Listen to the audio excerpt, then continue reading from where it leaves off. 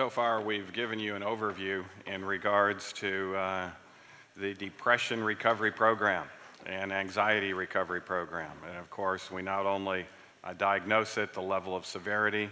In fact, some of you might wonder about how you could find out, or a relative of yours could find out whether you have depression or anxiety. Our website has a test that not only tells you that, but can tell you your current level of emotional intelligence and the inhibiting factors that may be causing the depression and anxiety out of those 10 categories. And so we went through those 10 categories and had an overview of those. However, one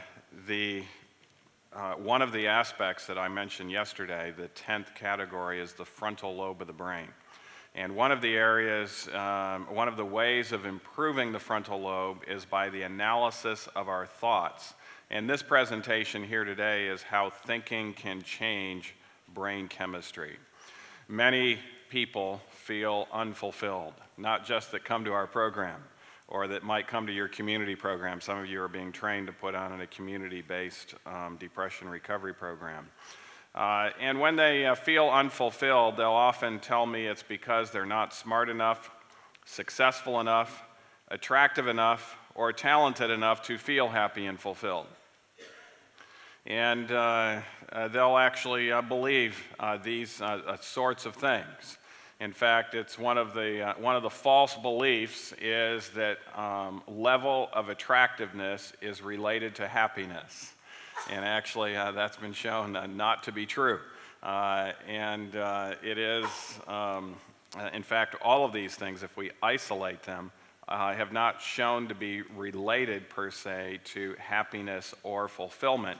But yet a lot of people feel, in their case, that's why they're not happy or fulfilled. But even more common than that, if they don't tell me about these types of things, they'll tell me that their negative feelings are strictly due to others. How others have raised them, how others are treating them now, how they have been treated previously in the workplace, maybe they lost their job, etc. And so those negative feelings are strictly due to others. And you know, there may be elements of truth in all of these things that are mentioned above. Bad things do happen and life beats up on most of us at times. However, all of these thoughts have the tendency to make us victims. All of these thoughts have the tendency to make us what? Victims, because we think the causes result from something beyond our control. And I'll tell you, this is the paramount difference between the type of therapy I'm going to be explaining today, cognitive behavioral therapy, and what we call traditional psychotherapy. Traditional psychotherapy, the psychotherapist goes into all of the past things in the individual's life and spends a lot of time on those past things and then explains to the individual, well, of course you are the way you are.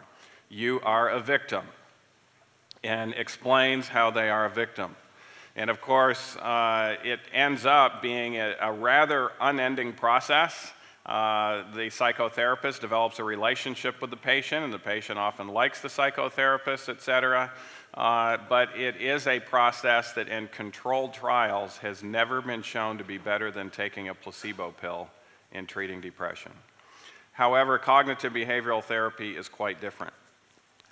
And it's based on this. This is one of the authors of cognitive behavioral therapy, Dr. Beck. He says, in contrast, you can change the way you think about things, and you can also change your what?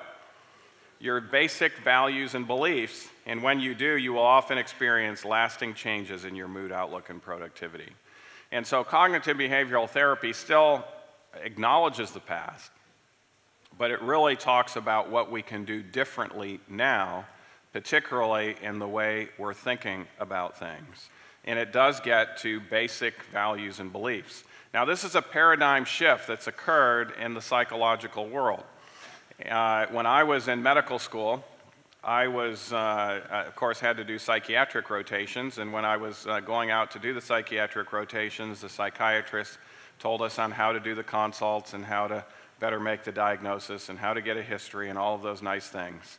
But then afterwards, he said, whatever you do, don't tamper with the patient's basic values or beliefs, because if you do, you will make them worse. Now, he said it so clearly that I thought there had to be evidence for it, But what I didn't realize then is there wasn't a shred of evidence for what he was saying. It was just his own personal belief that had been passed on by others. You know how that often happens.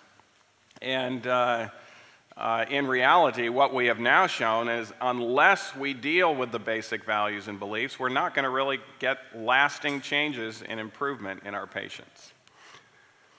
Research has documented that negative thoughts which cause emotional turmoil nearly always contain gross distortions.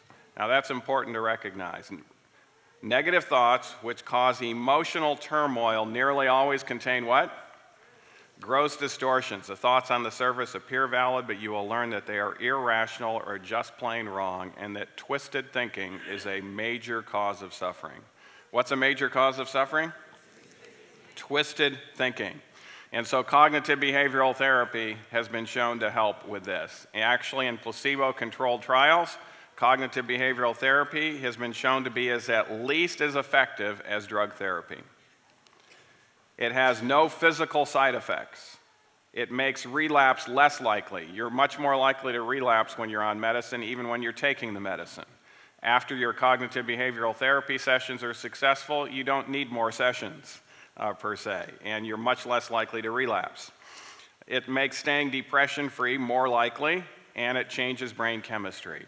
And now it's been shown to not only help major depression, but many anxiety disorders, post-traumatic stress disorders, even obsessive-compulsive disorder, anorexia, bulimia, and even in overcoming addictions. Studies show that if we combine a cognitive behavioral therapy approach with an addiction recovery program such as the 12-step program like Alcoholics Anonymous, it improves the success rate fourfold. And you know, it's kind of interesting. Uncle Bob, who started the Alcoholics Anonymous program, often teaches the alcoholic that the first year of sobriety will be the worst year in their life.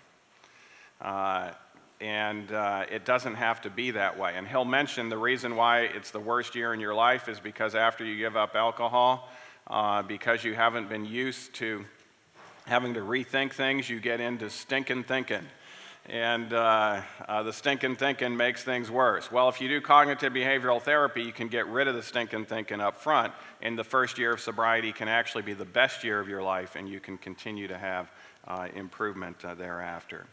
So what is it that makes your mood mad, glad, sad, or calm? This is where we go into the ABCs of cognitive behavioral therapy. The A is the activating event. This is the thing that has occurred in your life, something that has happened to you per se. And then traditional psychotherapy jumps right over to C, which is the consequence. First, there's an emotional consequence and a behavioral consequence. This is called traditional psychotherapy, and it's why traditional psychotherapy just deals with all of those A's. And then maybe you have to try to rethink some of those A's, et cetera, but still, it'll be very much involved in your past. Dr. Ellis states very clearly, this is incorrect, and it's incomplete.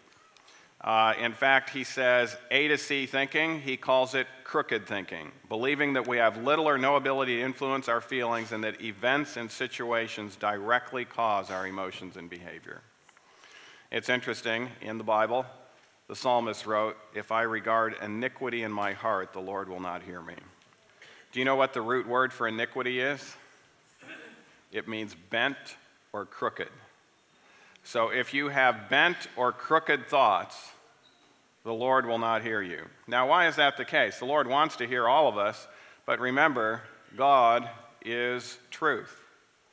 He's synonymous, actually, with truth. And unless we are willing to get rid of our bent and crooked thoughts and think true thoughts, He's not going to be able to influence us.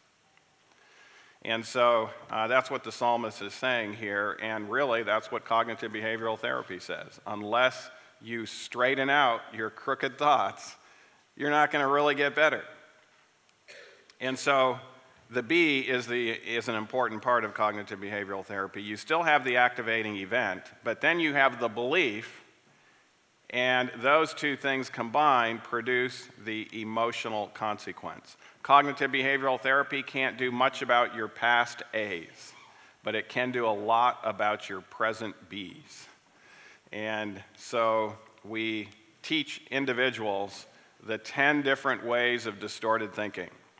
Now, I'm giving you an overview. We, of course, do it more in a nuts and bolts session when you learn, if you take our online course on learning to be a trainer, or if you're taking the course here in the afternoon, you'll learn more details about this. And I'm not going to have time to go into all 10 of the cognitive distortions during this time period.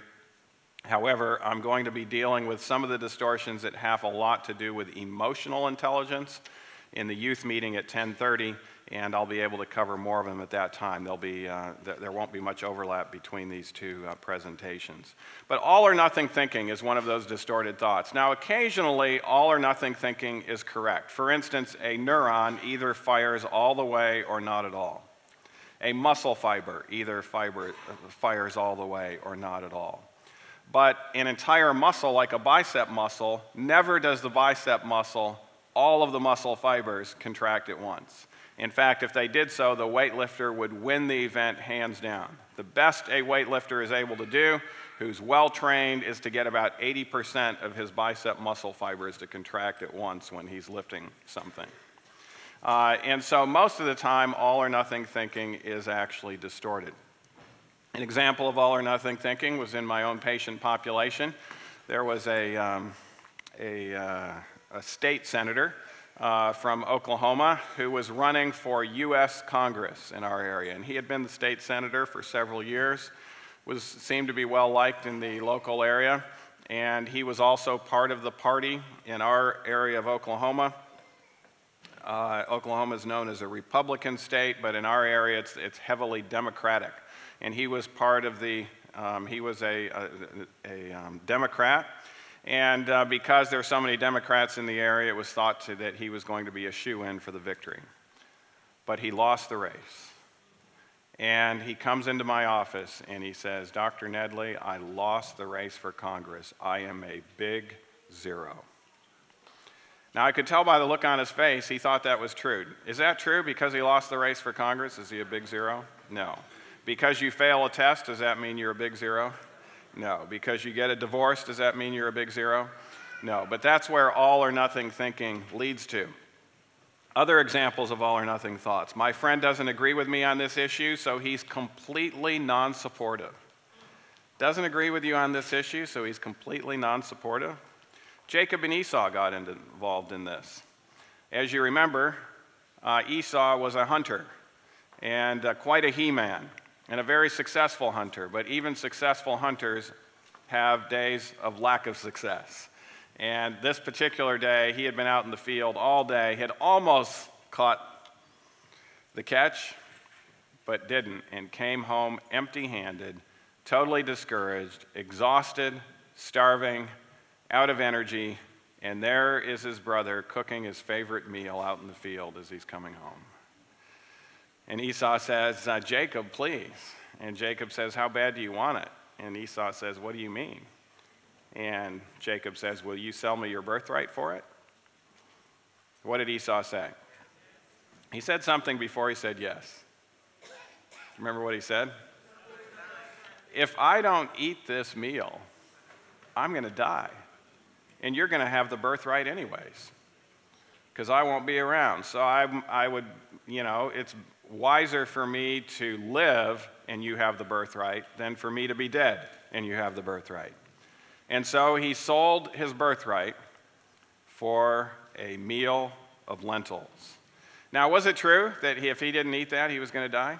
No, but he certainly felt that way, and he went to the all or nothing thinking. It was a distorted thought, and what a terrible decision to make. This is actually another all or nothing statement. A person is either ugly or beautiful.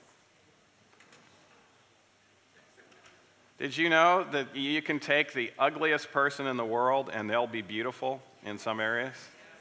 And you can take the one that's supposed to be the most beautiful model ever that graces the covers, and I can tell you that that individual is ugly in some areas. And so really, these type of statements are really all or nothing statements. Here's another one. A person is either dumb or intelligent. I can tell you, someone who's thought to be of low intelligence, chances are they know something that a person of higher intelligence sitting next to him has no knowledge about. And you can take a very high IQ individual and they can be very dumb in certain areas. And so again, that's more of an all or nothing statement. Either you trust someone or you don't. You know, there's degrees of trust, and what are you trusting them with? You wouldn't want to necessarily trust me to fix your broken engine in your automobile. You know, sometimes people, you know, overstate these things. I know an employee came to me a few years ago and says, Dr. Nedley, here's the problem. You just need to trust me. And I said, I do trust you. I trust you to behave the way you've always behaved until you prove me otherwise. That was a waste of time. A waste of time? You know, and if it was a total waste of time, why weren't you prepared to have something that you could pull out of your pocket and study, etc.? To say it's a total waste of time is really one of those all or nothing statements. This is what another employee came to me a couple of years ago and told me her vehicle was completely ruined. And we did lend her a vehicle of ours until she got hers a new one. But, you know, even though she said it was completely ruined, the insurance company was able to sell it for quite a sum of money. And so it wasn't quite completely ruined. And here's one that'll get you into trouble. She is perfect. One of those all or nothing statements that if you believe it, you are going to be set up for some significant emotional problems down the road. The results of all or nothing thinking, low self-worth comes about. Procrastination. Why procrastination? What's the all or nothing thought behind it? If I can't get it all done now, why even start? And so procrastinators are all or nothing thinkers. It interferes with goals. It inflates problems. It results in frustration and pessimism and discouragement. And the ultimate all or nothing thoughts are suicidal thoughts. Suicidal thoughts actually are all or nothing thoughts based on distortions. Now I'm going to skip one that I'm going to be talking about more extensively in the youth meetings. And so I'm going to go to the third one called mental filter. This is where we are just looking at one side of the equation and ignoring the other side of the equation. Samson got involved in this. Samson said, Mom and Dad, I have met someone that I get along with so well.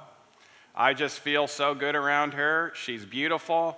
And our personalities mesh completely. In fact, I believe she is my soulmate. Get her for me. I need to marry her. Now, Samson's parents tried to give him some cognitive behavioral therapy and said, well, wait a minute. What about this? What about that? And Samson said, you know, none of those things are all that important because we get along so well. And we feel so good around each other. And so he got married to this girl. How long did that marriage last? The good part of the marriage lasted 1 week. And the marriage itself lasted 1 year.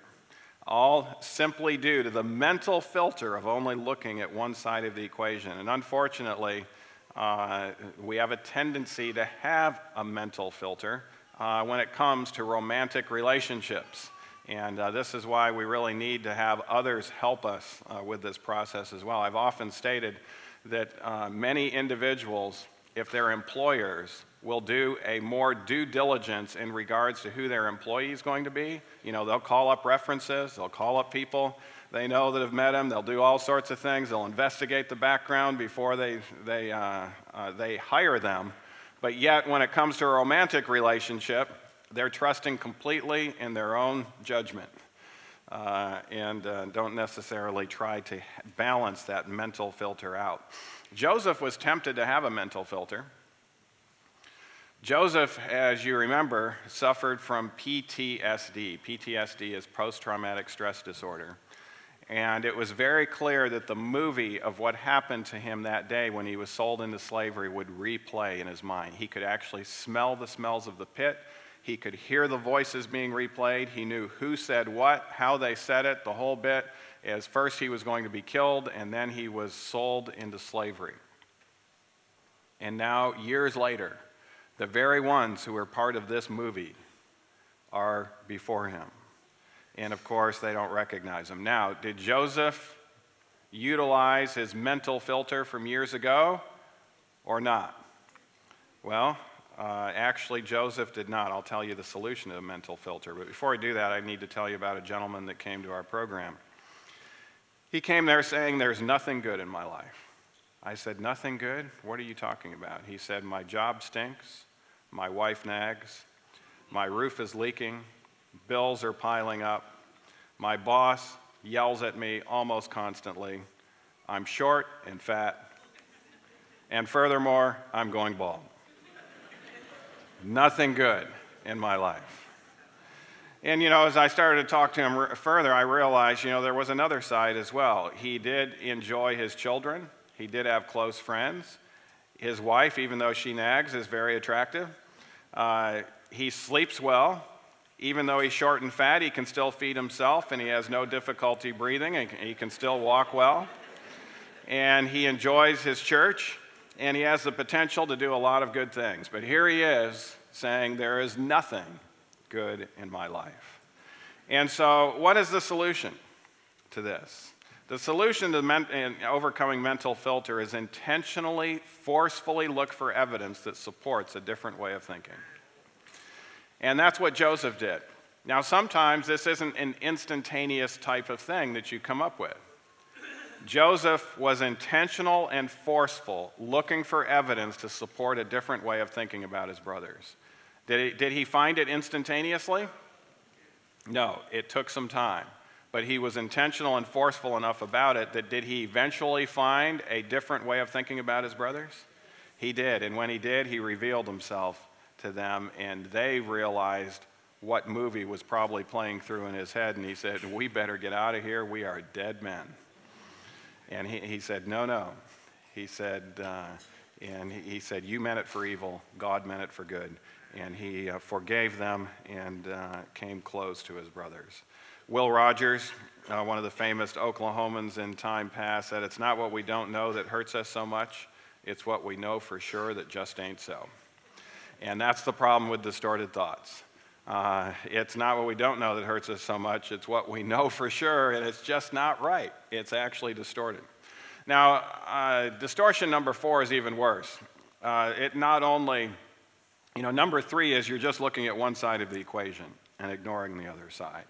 Number 4 is you actually look at both sides, but you totally discount the positive side. And of course, that can even be more severe. I'll tell you an example of someone who had mental health issues that I was asked to consult on in the behavioral medicine unit in our town for nutritional reasons. The psychiatrists in the area have often consulted me for the nutritional lifestyle issues on the patients, and so I was coming in to do a nutritional consult on her. And the next day I came after I did my original workup, and she said, my doctor, my psychiatrist, is going to be sending me home today. And I said, "Oh, well, that's interesting." And I started asking her a little bit more about her psychological issues, and she says, "You know what, Dr. Nedley, there is no one that cares a thing whatsoever about me." Now, she didn't utilize those terms. She actually utilized some curse words when she was saying it, but that's what she meant. And I said, "That's not true." I said, "I wouldn't be here if I didn't care for you. There's other things I could do." But I said, "Furthermore, I've noticed that the staff has cared about you. They've actually said some positive things about you, et cetera." And I told them some of the positive things the staff had said about her. And you know what she said? "Those people don't count, Dr. Nedley, because they're not part of the real world. Anyone who's part of the real world doesn't care anything about me." And so fortunately, the evening before when I had been there had been family members that had visited her. There were other patients in her room as well. They were cutting up, seemingly having a good time. And I reminded them about the family members, the other friends that she had visited her. And she said, "Those people don't count, Dr. Nedley, because they don't know the real me. Anyone who knows the real me recognizes I'm rotten to the core and can't think anything positive about me." Well, at that point, I realize, and of course, all of us, of course, it is true that apart from God, we can be pretty rotten people. But she had gotten to the extreme way of thinking of discounting the positive, that it was a very serious situation. And so I called her psychiatrist up and I said, I don't think she's ready for discharge at all. I think some cognitive behavioral therapy would be helpful. Unfortunately, she wasn't discharged. Now, it can even happen to other people. It sounds rewarding, but I know there are so many struggles accompanying those that try to learn how to put on a depression recovery program in their communities that I will be absolutely overwhelmed. And so we acknowledge the impediments, the struggles, but then we say we're going to be absolutely overwhelmed and disqualify the positive. And when we do this, we ruin our motivation. Disqualifying the positive is one of the things that actually takes the motivation out of individuals. Hannah More says, in her solution, says, obstacles are those frightful things you see when you take your eyes off your goal. Henry Ford says, think you can, think you can't. Either way, you'll be right. And so often there are self-fulfilling prophecies that come into it. Thomas Fuller said, he does not believe who does not live according to his belief. And that actually is a true statement. He formed the Fuller Theological Seminary in California. But you might say, well, wait a minute, there's times when I haven't lived up to my beliefs. Well, that's because you had a competing belief. And at that time, you actually believed the competing belief more than the belief that you state you believe now. And so whenever you say that you're not living up to your beliefs, you need to recognize, yes, you actually did live up to your beliefs, and you actually believed a competing belief more so than the belief that you stated. And so that's why beliefs indeed are important and need to be analyzed. Anne Frank says, I don't think of all the misery, but of the beauty that still remains. She is refusing to disqualify the positive. Lee Salk says, when it gets dark enough, you can see the stars. David Schwartz says, we can turn setbacks into victories. Find the lesson, apply it, and move on, then look back on defeat and what? Smile. And Abraham Lincoln says, determine that the thing can and shall be done, and then we shall find the way. If it is something that's very worthwhile, based on what is truth and principle, determine that it shall be done, and then we shall find the way. Now, I'm going to introduce the fifth cognitive distortion through this. This comes from an emotional intelligence test. And there are, just like there are IQ tests, there are also EQ tests. And part of emotional intelligence is recognizing emotions in others. And so this picture is given. By the way, this isn't a test that I devised. This is a standardized EQ test, so don't get upset at me if you don't do very well in this test. But the question is, what do you think Ellen is most likely thinking at the time this picture was taken? Ellen is the girl in pink who's kind of looking up there. And if you have a pen or pencil, you can write this down and see how you do later. Bored, hopeful, stressed, terrified, shocked, cannot be determined, none of the above, or don't know. That's A through G there that you can see on the screen. What do you think Ellen is most likely thinking at the time this picture was taken? A is bored, B is hopeful, C is stressed, D is terrified, E is shocked, F cannot be determined, none of the above, and G don't know. All right, we'll go to the next question. There's 4 questions here, all on this picture. What do you think Stacy is most likely thinking at the time this picture was taken? Stacy is the girl in the middle with her hand up. And it looks like she might be talking there. Disgusted, excited, sad, happy, neutral, cannot be determined, none of the above, or don't know.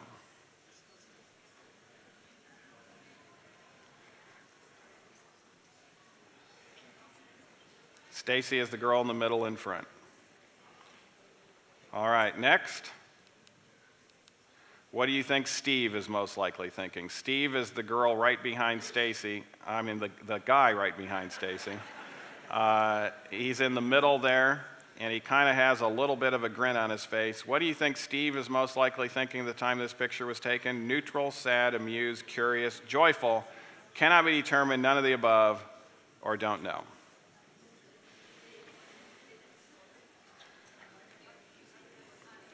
All right, question number 4. You're going to be given some more information about the background of what has happened prior to this picture being taken. Imagine that Ellen, that's the girl in pink on the left-hand side in the front, is returning from a visit with her boyfriend who has unexpectedly broken up with her. Knowing this and seeing her expression, she most likely feels which one of the following emotions? Sad, furious, neutral, relieved, suspicious, cannot be determined, none of the above, or don't know.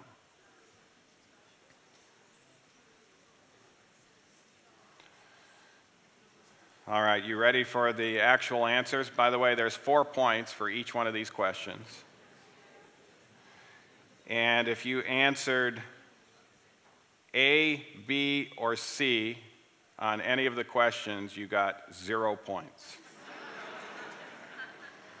If you answered D, you got 1 point.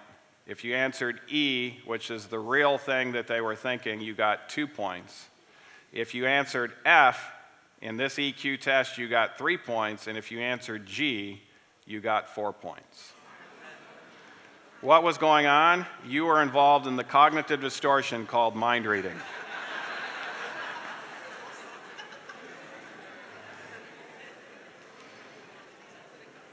Some of the other examples of mind reading. John has been through treatment so many times, I know he will never quit drinking, so why even bring it up?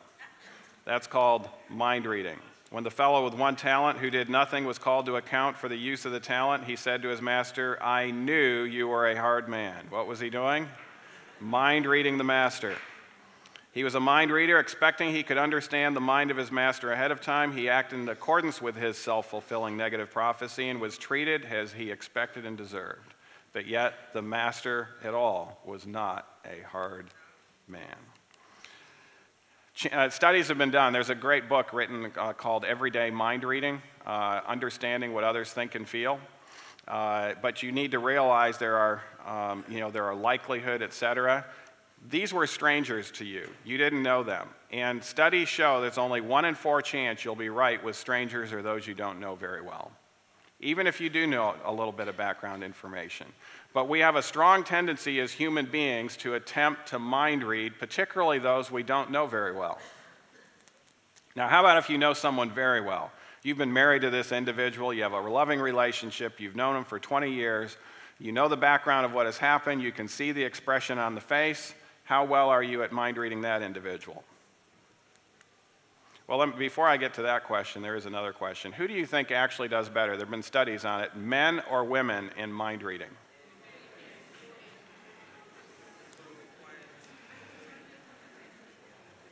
Well, the study was quite exhaustive and quite complete, and the study revealed that they're equal in their ability to read the minds of others.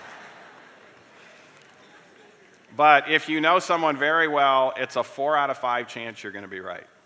So if you believe you can read your spouse's mind 100% of the time, you're going to have some emotional problems and some marital discord because you're not going to be able to read your spouse's mind 100% of the time. And part of mind reading is jumping to conclusions. And you know, as human beings, we need to understand jumping to conclusions is actually easier than gathering the facts. Stephen Wright says a conclusion is what you come to when you're tired of thinking about something. And you know, sometimes it's okay not to jump to conclusions. But there's another jump to conclusion distortion, and it's called the fortune teller error. And here's the issue in regards to human beings. We are actually poor predictors of the future, but we somehow think that we can be great predictors of the future. People with panic disorder have this. Sometimes they'll tell me, ask them about their panic, and they'll say, when I get this panic, I feel like I'm either going to pass out or go crazy. And I'll say, well, how many times have you had this panic? Many, many times. How many times have you passed out? Well, I've never really passed out. How many times have you gone crazy? Well, I've never really gone crazy. Well, then to say that you know that you're either going to pass out or go crazy, that obviously is a distortion. It's a fortune teller error. How can we state this more accurately? I know he won't do it because he will think it's too hard. Even practitioners get into this. There are cardiologists that will not tell their patient about a plant-based vegetarian diet because they think it's too hard and they'll never get on it. But yet the studies are very clear that a plant-based vegetarian diet will reverse their coronary artery disease, maybe even without medicine, and can produce a significant benefit, but they're fortune teller erroring their patients. And it may be because they're not on a plant-based diet, but still, it's good to tell the patient the good, better, best. Let's tell them about the ideal program, and it's up to them whether they choose it or not. But to withhold that information based on a fortune teller error is actually, I believe, malpractice. I will never be able to overcome this problem. Now, there's people that have come to me with in the depression recovery program. They've been sent there by their relatives, but they'll tell me that there is no program that's going to help them out. Their depression is of such a nature that no medicine, nothing has been able to help them, and they are hopeless. And they're not even sure why in the world they're at this program, but their mother made them come. And I'll have to sometimes ask them, to help them reason through this fortune teller error. I'll ask them, do you think the biggest expert in depression in the entire world might not know something about the disease? And they'll look at me and they'll say, yeah, that's probably true. The biggest expert in depression, I'm sure there's things that individual doesn't know about the disease. And then I'll say, well, then if the biggest expert in the world in depression may not know something about the disease, could it be possible that you don't know something about the disease, and what you don't know might actually help you? And at that point, they're able to sometimes reason. And sometimes good people have gotten into fortune teller errors. Abraham, do you remember what his fortune teller error was? Well, one of it was that he couldn't have a son, but there was another one. He knew that when often mind reading and fortune teller error come together, and it came together when he knew the king of Egypt, when he saw Sarah, was going to take Sarah from him and he would be a dead man. Now, he obviously had a lot of personal belief about how beautiful Sarah was, and it wasn't just a personal belief. We found out the king of Egypt thought she was beautiful as well. But when the king of Egypt realized that this lie that he had concocted, or I should say it wasn't a total truth, that this was his sister, he was indignant that Abraham would have thought that if he knew it was his wife, he would have taken her. And he said, if I'd have known this was your wife, there's no way I would have taken her into this situation. And so as a result of him mind reading and fortune teller error, he ended up really being in jeopardy for his life, and had the Lord not intervened, he would have lost his life as a result of lying to the king. But the Lord let the king, through a dream, know to just let him go. We're going to be skipping an important number 7. I'm going to be going to number 8, emotional reasoning. Emotional reasoning goes like this. I feel like a dud, therefore I am a dud. I feel overwhelmed and helpless, thus my problems are impossible to solve. I am angry at you, and that proves that you've been cruel and insensitive to me.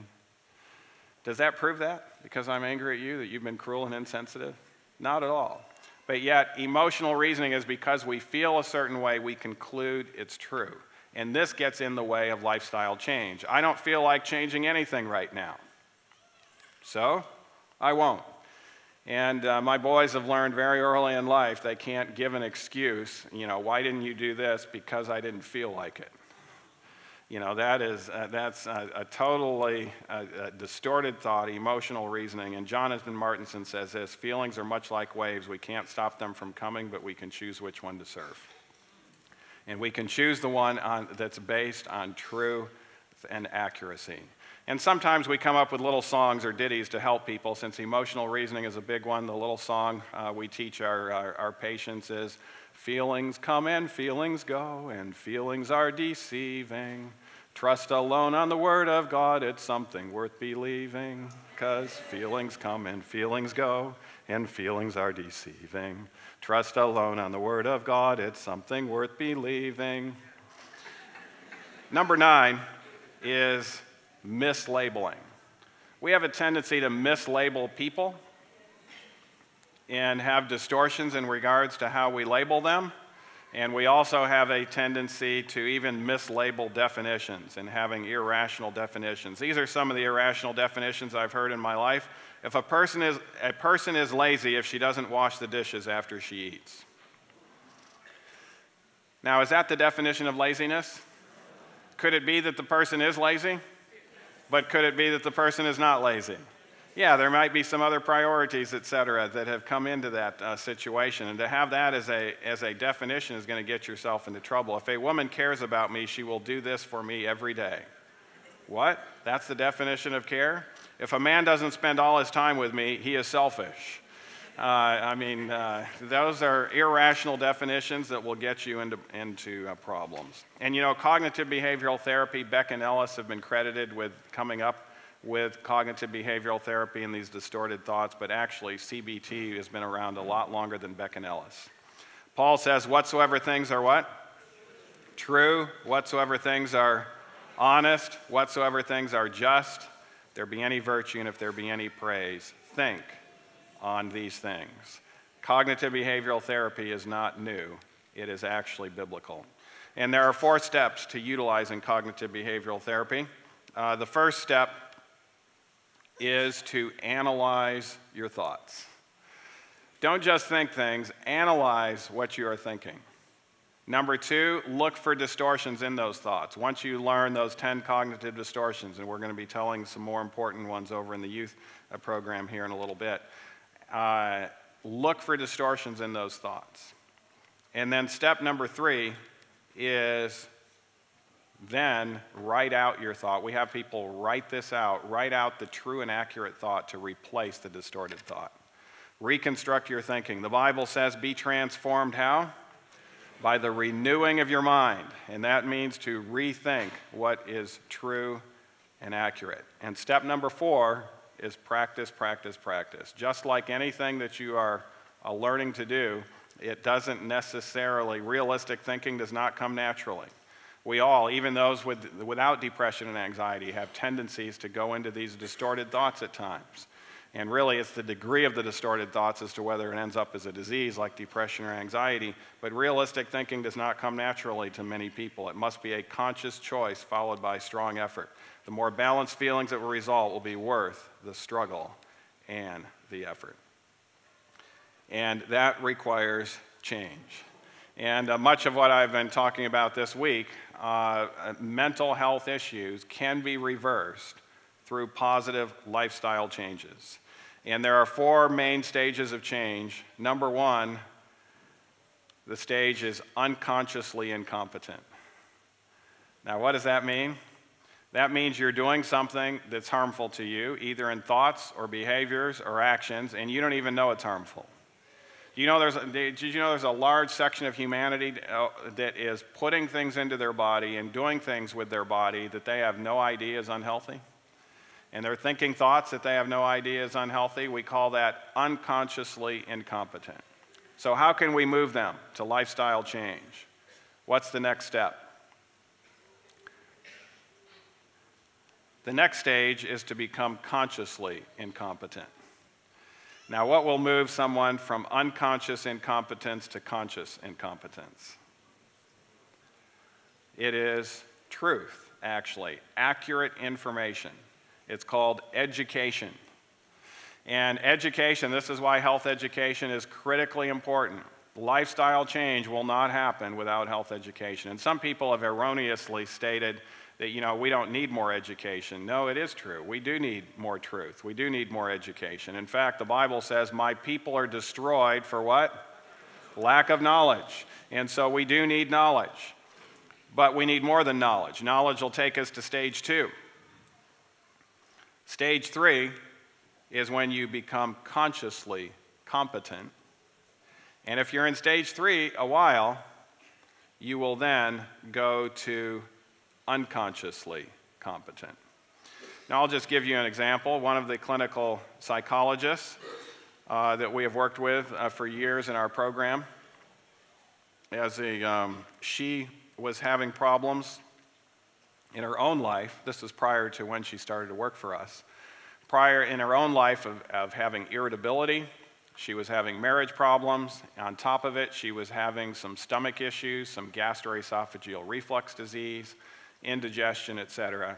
And she came to a talk that we gave on caffeine and its effects. And she realized caffeine was a major contributor to gastroesophageal reflux disease, to indigestion, and even to irritability.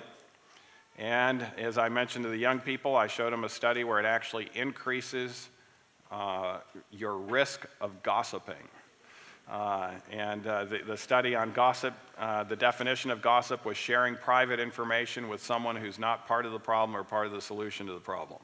So, and people with caffeine on board are more likely to do that. So prior to her coming to this educational program, whenever she got thirsty, she thought of one beverage, and that was Pepsi. That was her caffeine drink of choice. So when she got thirsty, she would reach for a Pepsi. But as a result of this educational program, she was unconsciously incompetent. Then she went to conscious incompetence. That means when she was thirsty, out of habit, she was still reaching for a Pepsi. And then finally, she decided that she was going to change, and she was going to give up Pepsi.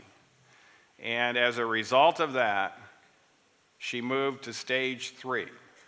And when she moved to stage 3, when she got thirsty, what do you think she was thinking of? She wasn't thinking of water, she was thinking of Pepsi. But she said, no, not Pepsi, I'm going to drink water. That's called conscious competence. And then the next time she got thirsty, what do you think she thought of? Pepsi again. And she said, no, not Pepsi, it's going to be water. Conscious competence. And so she continued in that conscious competence line. And a lot of people think on lifestyle change, you know, sometimes if they think of Pepsi, they're going to drink Pepsi, and they think they always have to go back and forth between stage 2 and 3. It's not true. Depending on the lifestyle change, there's different time intervals there. But in her case, it was 30 days later. And now when she got thirsty, what do you think she was thinking of? She was thinking only of water. And that's when she reached the stage of unconscious competence. And a lot of people in stage 4 have difficulty understanding people in stage 1, and people in stage 1 have difficulty understanding people in stage 4.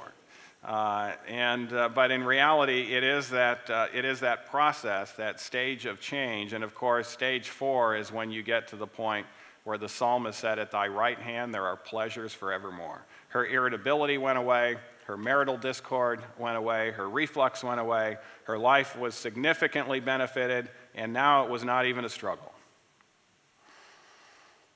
And yes, there was a time period where, you know, I don't know when it was, 6 months or 9 months later, she remembered the taste of Pepsi, and she drank a little bit of it, but it caused that irritability to return and the reflux to return, and it didn't even taste that good anymore. And so she never did drink it afterwards. There are dangers of ignoring inspiration and or science that the Bible goes into. Ecclesiastes 8 says, because the sentence against an evil work is not executed speedily, therefore the heart of the sons of men is fully set in them to do evil.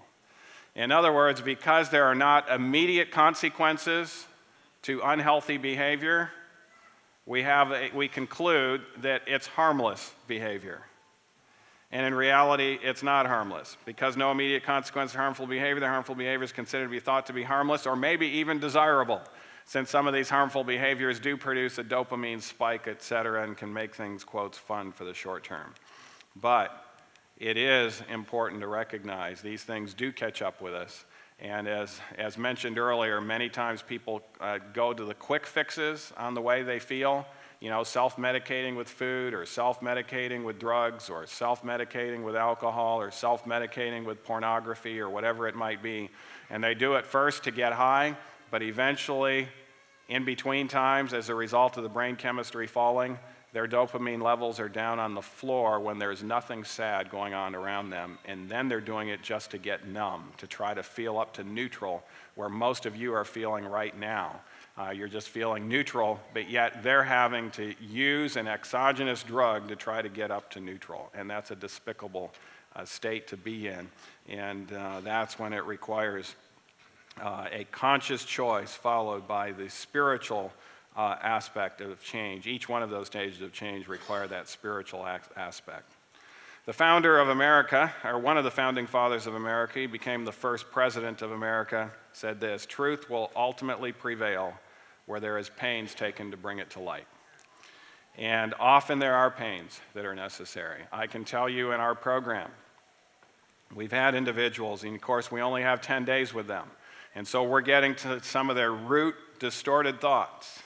And some of those distorted thoughts at the core are self-centered and prideful. And sometimes when those are revealed to them, they actually have a little bit of a pushback. They don't want to think that about themselves necessarily. I know one girl who was having significant anger issues with her husband and with her children. In fact, she was fearful of her children being in danger because of her temper that would happen at times. And so she came to our program, and about day 3 or 4, when she had finished with the psychology session, she was leaving. And she was getting out of there because the psychologist was wrong, this couldn't be her, etc. Fortunately, we had taught her a song earlier on. I'm going to mention this to the youth. It's a song that gets rid of another distortion that we haven't mentioned. And I'll just tell you that song right now. It is, I don't like it, it's okay, I can stand it anyway, I'm all right. And that simply teaches them just because they don't like something doesn't mean they can't stand it. And so she started to sing this song as fast as she could, and she went down to the bicycle room and she was exercising on an exercise bike, trying to get more out of it before she left, etc. And singing this song over and over again, and finally she realized, you know what, I don't like it, but I can stand it anyways, and there's other benefits I'll get here. But at the end of the program, she did understand that that was indeed the core issue. And when she dealt with the core issue, yes, there were pains taken to bring it to light. What a transformation. And no longer losing her temper, no longer having her children in danger, and now having a much better marriage. Solomon said a long time ago, for as he thinketh in his heart, so is he. Ancient evidence for the power of thought. It has been around for a long time. And emotional intelligence, it can be improved upon. One of the things I would like to mention is the aspect of truth. Often we don't recognize the value of truth, or we underemphasize its importance. But the Bible says God is the way, the what? The truth and the life. He continually points us back to the importance of truth and having our own thoughts actually analyzed for distortions. And this is what David was saying when he said, Lord, search my heart, see if there be any wicked or distorted way in me, and point it out in me so that I can correct that. I may not see it myself. Many people don't see their problems themselves until they get introduced to this type of therapy to analyze their thoughts for distortions. And so truth is a paramount principle in training ourselves to not think biased or distorted thoughts, but thoughts that are true and accurate. And so I will close this section with the words of Christ himself. Emotional intelligence, it can be improved upon when he said, ye shall know the truth. And by the way, the word for know in the Bible is not just a knowledge of. For instance, it says, Adam knew Eve and they shook hands. Is that what it says? Adam knew Eve, and what happened? Eve conceived. It was an intimate knowledge, an intimate association. And the Lord is using that same term, you shall know the truth. In other words, it's going to be intimate, moment by moment, day by day, you are thinking true and accurate thoughts. Ye shall know the truth, and what will be the outcome? The truth shall make you free.